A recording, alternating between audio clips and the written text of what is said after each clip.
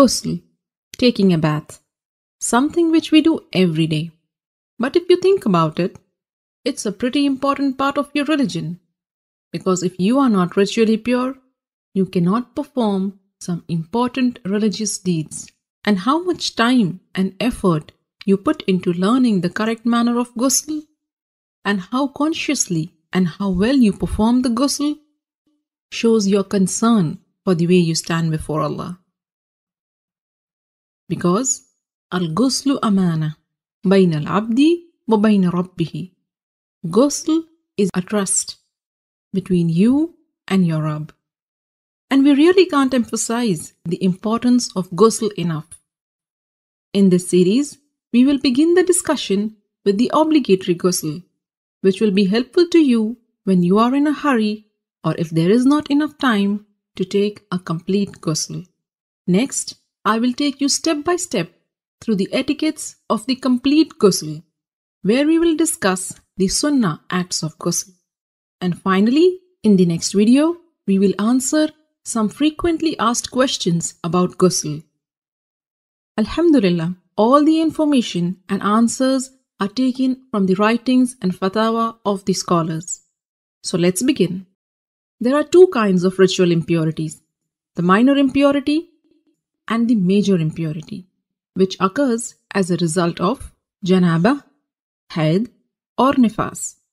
To achieve tahara from the minor impurity, you only need to renew your wudu, ablution, whereas in the case of major impurity, you need to take a ghusl. And ghusl can be taken in two ways.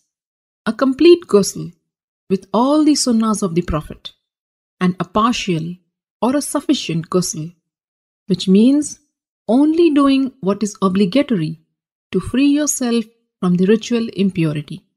So what are these obligatory acts of ghusl? A beforehand niyyah, intention that you are taking this bath to purify yourself from the major ritual impurity. Rinsing your mouth and nose, and letting water run over your entire body at least once. Make sure it reaches every part of it, even your scalp, under the thick hair. If you manage to do this much, then you have purified yourself from the major ritual impurity. As for the complete ghusl, and this is the mustahab one, and it is how the Prophet ﷺ took a bath. And this is how you do it. Begin with an intention to purify yourself from the major impurity. Then say Bismillah. Wash your hands 3 times. Then with your left hand, wash your private parts and anywhere else that is contaminated with traces of impurity. Then make a complete wudu, just as you would for prayers. Then pour water over your head 3 times, rubbing and making sure that it thoroughly reaches your scalp. Some scholars said 3 times means once on the right, next on the left, and then in the center. And then pour water and wash the entire body, beginning with the right side, then the left, while rubbing it with your hands so that you are sure you haven't missed any part. So these are the etiquettes of the complete ghusl.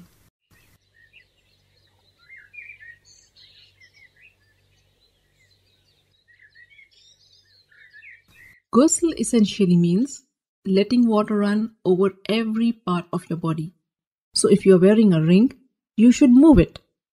And if it is so tight that the water won't reach the skin underneath, then you have to remove it. Cosmetic items which form a barrier and prevent the water from reaching your skin must also be taken off.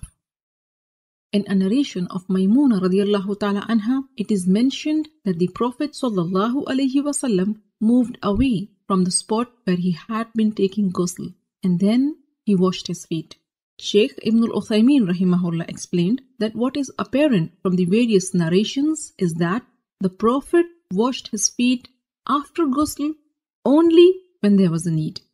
Like if the floor is made of dirt, and if the feet are not washed, they will remain soiled.